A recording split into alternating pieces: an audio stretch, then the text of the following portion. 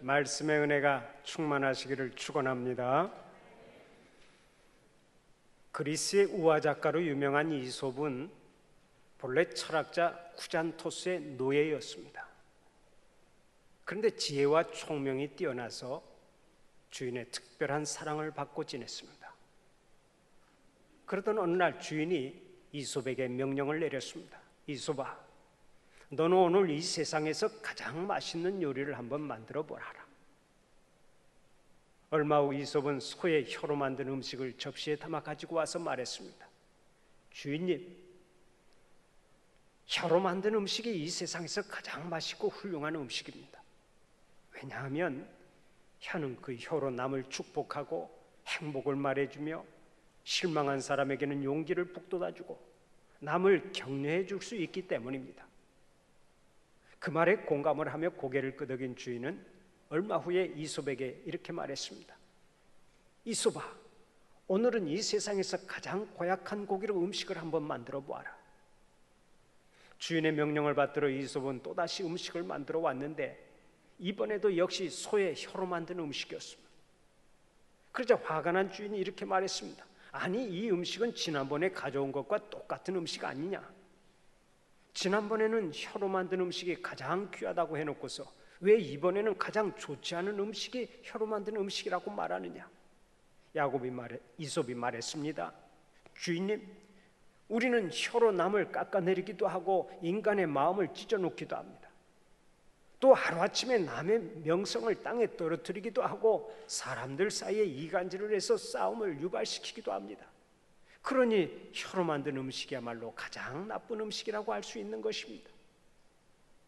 그 얘기를 듣고 주인이 고개를 끄덕이며 수긍을 했다는 일화가 있습니다. 말이라고 하는 것은 한 번 말하면 그것으로 끝나는 것이 아닙니다. 사람의 마음속에 들어가면 그것이 씨가 되고 그 씨가 자라면 어느 순간에 말의 열매를 맺습니다. 그런데 그 씨가 어느 때는 사람에게 활기와 용기와 힘과 기쁨과 소망과 행복을 가져다주는 생명의 씨로 심기는 경우가 있고, 어느 때는 절망과 우울과 슬픔과 탄식과 포기와 불행을 가져다주는 사망의 씨로 심기는 경우가 있습니다. 말이 씨가 된다라고 하는 우리의 속담처럼 한번 뱉은 말은 시공 속으로 사라지는 것이 아닙니다. 반드시 열매를 맺습니다. 혼자 하는 말이든 상대가 있어 하는 말이든 말은 사람의 마음밭에 떨어지면 반드시 열매를 거두는 것입니다. 그렇기 때문에 말을 조심해야 합니다. 요고의 작은 마을의 성당에서 한 신부가 미사를 집전했습니다. 그때 수종을 드는 아이가 그만 잔을 떨어뜨려 포도주가 쏟아지고 말았습니다. 그러자 신부는 그 자리에서 아이의 뺨을 사정없이 후려치면서 소리쳤습니다. 너는 앞으로 절대 제단에 나타나지 마라. 알았느냐? 소녀는 그 일 이후로 평생 성당에 발을 들여놓지 않았는데 그 아이가 바로 무신론자요, 공산주의 지도자요, 포악한 독재자였던 유고의 티토 대통령입니다. 그런데 이와 비슷한 일이 다른 곳에서도 일어났습니다. 한 성당에서 신부가 미사를 집전하고 있었는데 수종을 드는 아이가 잔을 떨어뜨려 포도주가 쏟아지고 말았습니다. 그때 신부는 아이의 머리를 쓰다듬으며 이렇게 말했습니다. 괜찮다, 그럴 수도 있지 뭐. 너는 앞으로 커서 훌륭한 신부가 될 거야. 그 말을 듣고 용기를 낸 아이가 나중에 훌륭한 신부가 되었는데 그 사람이 바로 유명한 홀튼 쉰 대주교입니다. 그는 그리스도라면 어떻게 사실까라는 책을 써서 한때 유명세를 떨친 적이 있죠. 말의 씨가 마음밭에 떨어지면 그것이 얼마나 큰 영향을 주는지 모릅니다. 그러므로 말을 할 때는 실수가 없어야 하고 항상 말을 조심해야 합니다.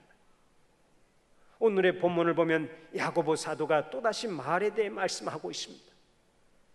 아마 성경의 여러 책들 중에서 야고보서만큼 말에 대해 거듭 강조하고 있는 책도 없을 것입니다. 말에 대해서는 잠언에도 언급되어 있고 예수님께서도 교훈하신 바 있습니다마는 그다지 길지 않은 야고보서에서 이렇게 거듭 강조하고 있는 이유는 말이 그만큼 중요하기 때문에 그렇습니다. 30여 년 동안 목회를 해오던 야고보는 이런 생각을 했을 것입니다. 사람들의 신앙생활이 잘못되었다면 어디서부터 잘못되었는가? 교회에 문제가 있다면 어디에 문제가 있는 것인가? 자신의 문제든 교인들 간의 문제든 그 문제는 어디서 생겼고 그 해결의 길은 어디서 찾아야 하는가? 이런 것을 오랫동안 생각해보고 마침내 이렇게 결론을 내린 것입니다. 대부분의 문제는 우리의 입에서 나오는 말에서 비롯된다.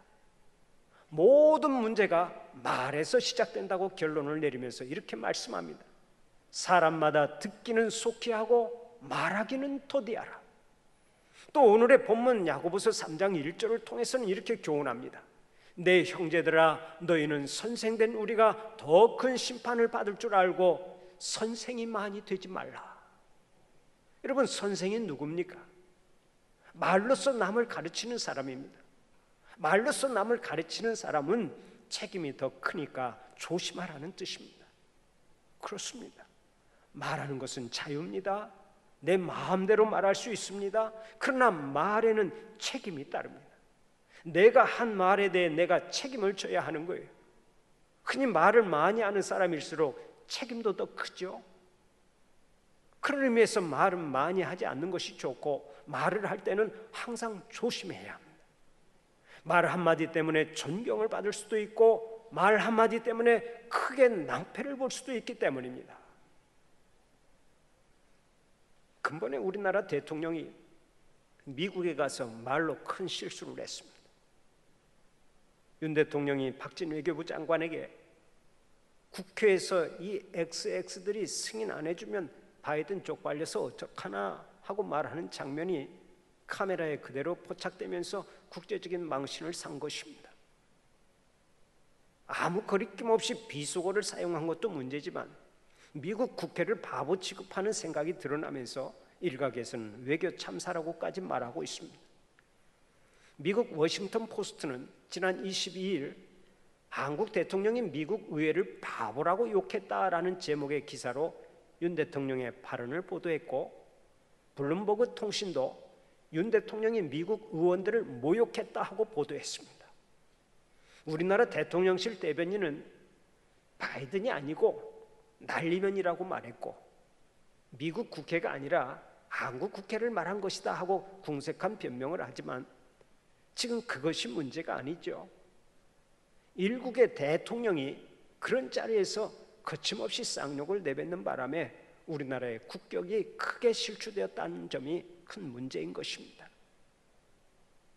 오늘의 본문 3절 4절을 보면 입에서 나오는 말은 달리는 말의 제갈과 같고 바다를 지나가는 배의 키와 같다고 말씀합니다.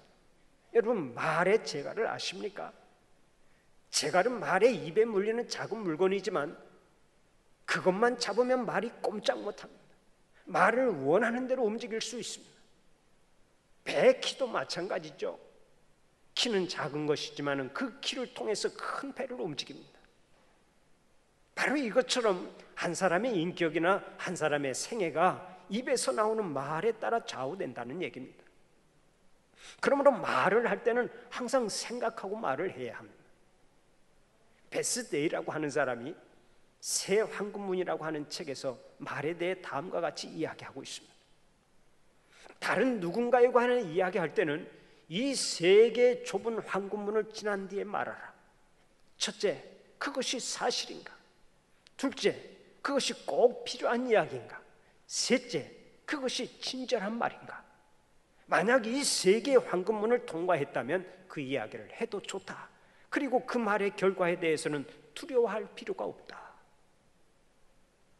사랑하는 우리 성도들은 언제나 말을 통해서 인생의 집을 아름답게 건축해가고 말을 통해서 행복을 창조하는 자들이 되시기를 축원합니다.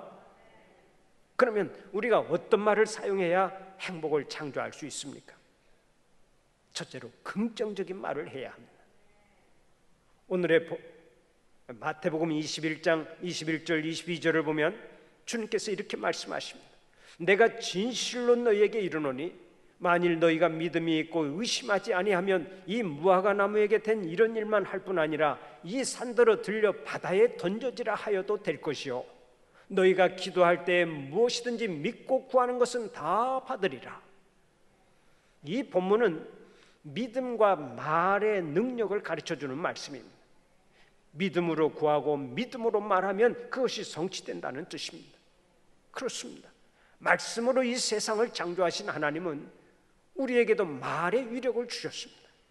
그래서 말하는 대로 성취되게 하시고 말하는 대로 그 열매를 거두게 하십니다. 그러므로 성도는 할 수 있는 대로 긍정적인 말을 사용해야 합니다. 안 됩니다 보다는 할 수 있습니다 하고 말해야 합니다. 난 불행합니다 보다는 나는 행복합니다 하고 말해야 합니다. 죽겠습니다 보다는 괜찮습니다 하고 말해야 합니다. 어느 자리에서든 긍정적이고 적극적인 말을 사용해야 합니다. 흔히 말에는 세 가지 놀라운 힘이 있다고 말합니다. 먼저 말에는 각인력이 있습니다. 말은 사람을 끌어주는 힘이 있다는 것입니다.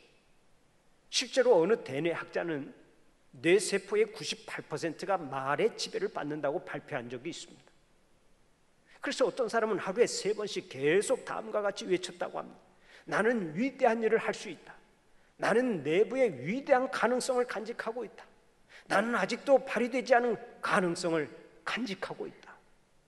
그렇게 계속해서 자신을 향해 말하다 보니까 자신감과 열정을 느끼기 시작했고 마침내 뜻하던 일을 성취할 수 있었다는 것입니다. 다음으로 말에는 견인력이 있습니다. 말은 행동을 유발하는 힘이 있다는 것입니다. 우리가 입으로 말을 하면 그 말이 뇌에 박히고 뇌는 척추를 지배합니다. 그리고 척추는 행동을 지배하기 때문에 결국 내가 말하는 것이 나의 행동을 이끌게 되는 것입니다. 그래서 할 수 있다 하고 말하면 할 수 있게 되고 할 수 없다 하고 말하면 할 수 없게 됩니다. 그러므로 우리는 항상 적극적이고 긍정적인 말을 해야 합니다. 또 말에는 성취력이 있습니다. 말은 견인력을 넘어서 성취력이 있는 것입니다. 그러니까 내 입에서 나오는 말이 얼마나 중요한지 모릅니다. 무하마드 알리는 3번이나 세계 헤비급 챔피언에 등극한 유일한 복싱 선수입니다. 전설적인 권투 선수인 무하마드 알리는 조 프레이저와의 권투 경기에서 한 번에 $10,000,000를 벌어들인 선수로도 유명하죠. 그런 권투 경기에 앞서서 꼭 명언을 남기곤 했습니다. 나는 나비처럼 날아서 벌처럼 쏘겠다. 나는 소련 전차처럼 쳐들어갔다가 프랑스 미꾸라지처럼 빠져나오겠다. 나는 일본군의 진주만 기습같이 공격하겠다. 이런 말을 많이 해서 상대방의 기를 죽이고 수많은 화제거리를 만들어냈습니다. 재밌게도 경기가 끝난 뒤에 보면 꼭 그가 말한 대로 되어서 챔피언 벨트를 차지하곤 했습니다. 그는 통산 전적 61전 56승 55패라고 하는 기록을 세웠는데 훗날 그는 이런 말을 남겼습니다. 나의 승리의 반은 주먹이었고 반은 말에 있었다. 자기 승리의 반은 주먹에 있었고 반은 말에 있었다는 거예요. 바로 이것입니다. 성공한 사람들은 항상 긍정적이고 적극적인 말을 많이 사용했습니다. 사람의 말에는 각인력과 견인력과 성취력이 있기 때문에 말하는 대로 되기 쉬운 것입니다. 그런 의미에서 사랑하는 우리 성도들은 항상 긍정적이고 적극적이고 소망적인 말을 많이 사용하시기를 바랍니다. 하나님께서는 민수기 14장 28절을 통해 오늘 또 이렇게 말씀하십니다. 내 삶을 두고 맹세하노라. 너희 말이 내 귀에 들린 대로 내가 너희에게 행하리라. 하나님께서는 하나님의 귀에 들리는 대로 행하신다는 말씀입니다. 이 말을 쉽게 해석하면 죽겠다 죽겠다 하는 사람은 죽게 되고 괜찮습니다 먹고 살만합니다 하는 사람은 살도록 복을 주시겠다는 것입니다. 사랑하는 우리 성도들은 할 수 있는 대로 긍정적인 말, 축복의 말, 행복을 창조하는 말만 사용하시기 바랍니다. 생활 속에서 부정적인 말은 다 몰아내시기를 바랍니다. 범사에 긍정적이고 행복한 말만 사용하면 우리의 인생에 어두운 그림자가 찾아올 수가 없습니다. 언제든지 행복을 노래할 수 있습니다. 그런데 우리 민족은 옛날부터 부정적인 언어를 너무 많이 사용했습니다. 특히 죽겠다라고 하는 말을 많이 사용했습니다. 예뻐 죽겠다, 미워 죽겠다, 웃겨 죽겠다, 슬퍼 죽겠다, 배불러 죽겠다, 배고파 죽겠다, 더워 죽겠다, 추워 죽겠다, 바빠 죽겠다, 외로워 죽겠다, 말끝마다 죽겠다고 했습니다. 여러분, 예뻐도 죽고 미워도 죽고 웃겨도 죽고 슬퍼도 죽으면 언제 삽니까? 우리의 말을 개혁해야 합니다. 이뿐 아닙니다. 화가 난다고 해서 사소한 일에도 자식에게 망할 놈이라는 말을 많이 사용했습니다. 늘 흥해라 흥해라 해도 부족할 판인데 망하라 망하라 하고 저주했습니다. 우리의 이 불행한 언어를 개혁해야 합니다. 정말 화가 나더라도 이 잘 먹고 잘 살 녀석아, 나중에 커서 나한테 아파트 사줄 녀석아 하고 말할 수 있는 그런 정신으로 바뀌어야 되는 거예요. 언젠가 한 권사님이 들려준 재밌는 얘기가 있습니다. 어떤 집에 한 할머니가 전화를 했더니 그 집 손자가 받더랍니다. 그때 내가 너희 할머니 친구인데 할머니 계시냐 하고 물었습니다. 그러자 대뜸 이렇게 말하더랍니다. 지금 할머니 자빠져 자는데요. 그 말을 듣고 충격을 받았지만 이렇게 부탁했습니다. 얘야, 그러면 할머니 좀 깨워서 전화 좀 받으라고 해라. 그때 그 어린 손자가 이렇게 내뱉더랍니다. 지금 할머니 깨우면 지랄지랄 할 텐데요. 평소에 얼마나 부정적인 말만 듣고 자랐으면 어린 손자가 그처럼 부정적인 말만 하겠습니까? 부정적인 말은 행복을 창조할 수 없습니다. 부정적인 말은 저주를 가져오고 패망을 가져오고 불행을 가져오지 절대로 행복한 삶을 일궈가지 못하는 것입니다. 그래서 오늘의 본문 5절 6절을 보면 이렇게 말씀합니다. 이와 같이 혀도 작은 지체로 돼 큰 것을 자랑하도다. 보라, 얼마나 작은 불이 얼마나 많은 나무를 태우는가. 혀는 곧 불이요 불의의 세계라. 혀는 우리 지체 중에서 온몸을 더럽히고 삶의 수레바퀴를 불사르나니 그 사르는 것이 지옥불에서 나느니라. 이 말씀은 말의 악한 영향력을 불에 비유하고 있는 말씀이죠. 작은 불씨라 해도 그 불씨가 많은 나무를 태우게 되는 것처럼 부정적인 말은 한순간에 우리의 모든 것을 태워버릴 수 있다는 얘기입니다. 이스라엘은 건조한 곳이지만 가을과 봄에 각각 한 달가량 이른 비와 늦은 비가 내리는 우기가 있습니다. 그때는 비가 자주 오기 때문에 온 들녘에 풀이나 엉겅퀴나 가시나무 같은 것들이 많이 자랍니다. 그러나 비가 그치면 금방 메마르기 시작하는데 원래가 건조한 곳이라서 풀과 나무들도 바싹 말라버립니다. 그때는 성냥불 한 개만 던지면 온 들녘이 불바다가 되어버립니다. 우리도 산불을 경험해서 잘 알고 있지 않습니까? 건조기에는 담뱃불 하나가 온 산을 다 태워버립니다. 부정적인 말 한마디가 그런 역할을 한다는 뜻입니다. 말 한마디가 사람을 완전히 망쳐버릴 수 있다는 것입니다. 언젠가 한 아파트의 경비원이 주민들의 폭언에 시달리다가 분신 자살을 해서 우리 사회에 큰 충격을 준 적이 있죠. 아파트 경비원이라고 해서 평소에도 무시하고 폭언을 일삼았는데 그 말에 너무나 큰 상처를 받고 그 사람이 극단적인 방법을 선택한 것입니다. 뒤늦게 한 70대 여성이 빈소에 찾아가 많이 미안합니다. 우리를 용서해 주세요. 앞으로 남은 유족에게라도 잘하겠습니다 하면서 용서를 구했지만 부정적인 말 한마디가 얼마나 무서운 위력을 가지고 있는지를 보여주는 사건이 아닐 수 없습니다. 사랑하는 우리 성도들은 부정적인 말은 흉내도 내지 마시기를 바랍니다. 특히 부부관계는 더욱 그렇습니다. 부부싸움이 칼로 물베기와 같다고 하지만 사실은 부부이기 때문에 더 말을 조심해야 합니다. 더 귀하게 여기고 말을 조심해야 된다는 말씀입니다. 아무리 가까운 부부라 해도 부정적인 말로 상처를 주어서는 안 되는 거예요. 너는 여자가 왜 그렇게 무식하냐? 당신은 남자 구실도 못하는 주제, 나가 죽어버리시오, 우리 이제 끝내자, 이런 말은 꿈에도 해서는 안 되는 거예요. 이런 말은 배우자에게 치명적인 아픔을 줍니다. 그래서 나온 말이 있지 않습니까? 입술의 30초가 가슴에 30년 된다. 부정적인 말은 일체 몰아내고 항상 긍정적인 말, 행복해지는 말, 축복의 말만 사용하는 여러분들이 되시기를 바랍니다. 미국의 유명한 로버트 슐러 목사님은 자기 집 현관문에 이런 글을 써놓았다고 합니다. 이 문 안에 들어오는 자는 모두 긍정적인 말을 사용하십시오. 이 말을 하기 싫거든 입이나 다물고 계십시오. 말은 반드시 열매를 맺고 그 열매가 인생의 성공과 행복을 결정짓는다면 우리가 하는 말이 얼마나 중요한지 모릅니다. 사랑하는 우리 성도들은 항상 긍정적인 말로 행복을 창조하시기를 바랍니다. 그런 의미에서 한번 따라서 해보시기 바랍니다. 좋습니다. 한번 해봅시다. 먹고 살만합니다. 괜찮습니다. 사랑합니다. 잘 될 것입니다. 아멘입니까? 얼마나 좋습니까?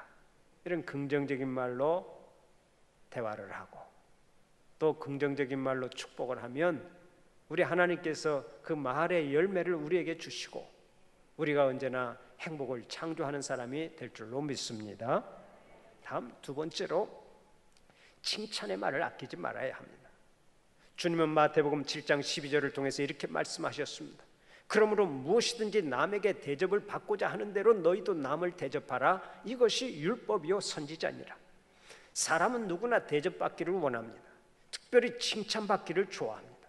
칭찬을 들을 때 무한한 기쁨을 얻고 삶의 의욕을 느끼기 때문입니다. 그러므로 행복을 창조하는 사람은 칭찬을 아끼지 않습니다. 언제나 먼저 칭찬할 것을 찾고 그것으로 섬기며 살아갑니다. 미국의 빌리 그레함 목사님은 20세기가 나온 세계적인 부흥사입니다. 우리 시대에 그런 위대한 부흥사가 있었다고 하는 것은 큰 복이 아닐 수 없죠. 그런데 빌리 그레함 목사님이 어린 시절에는 동네 사람들의 눈살을 찌푸리게 하는 골칫덩이였다고 합니다.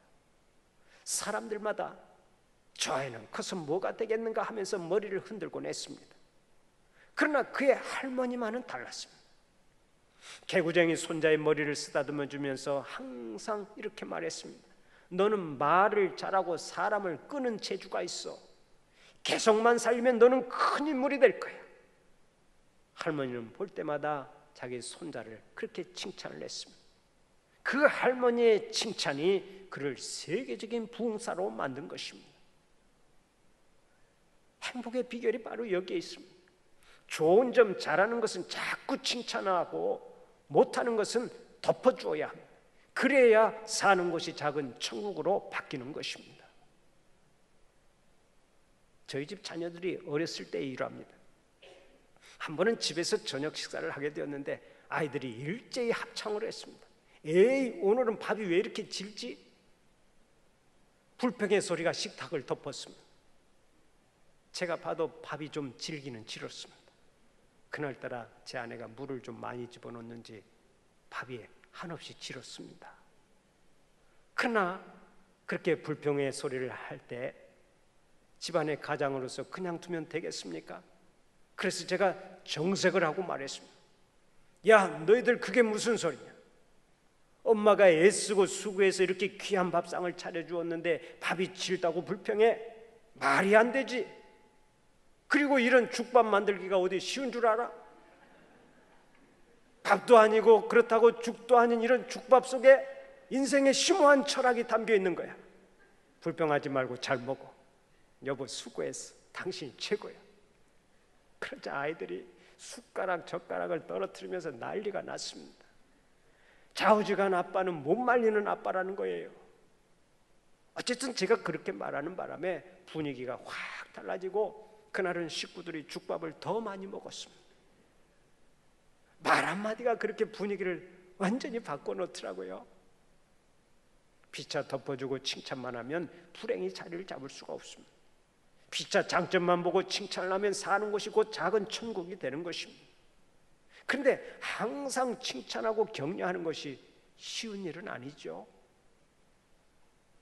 마음의 여유가 없으면 불가능하고 노력하지 않으면 잘 안 됩니다.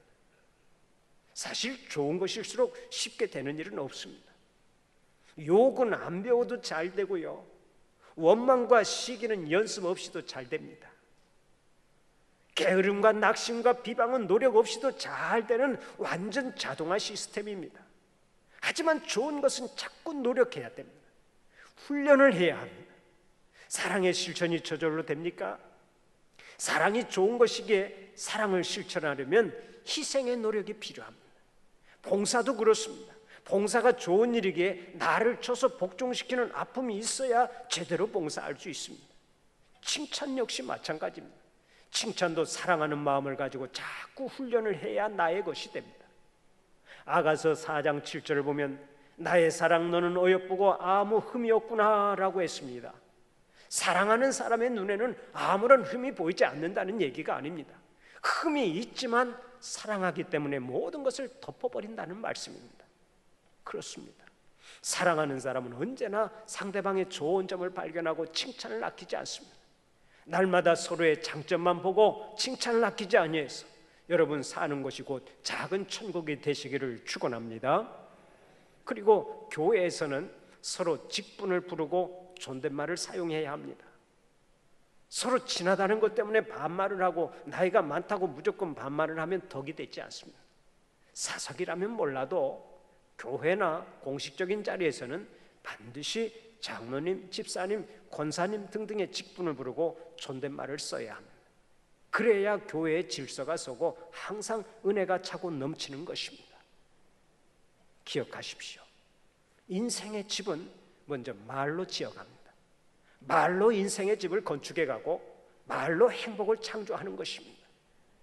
사랑하는 우리 성도들은 날마다 긍정적인 말과 칭찬의 말로 인생의 집을 아름답게 건축해 가시고 먼저 말로 행복을 창조하시기를 간절히 축원합니다. 기도하시겠습니다.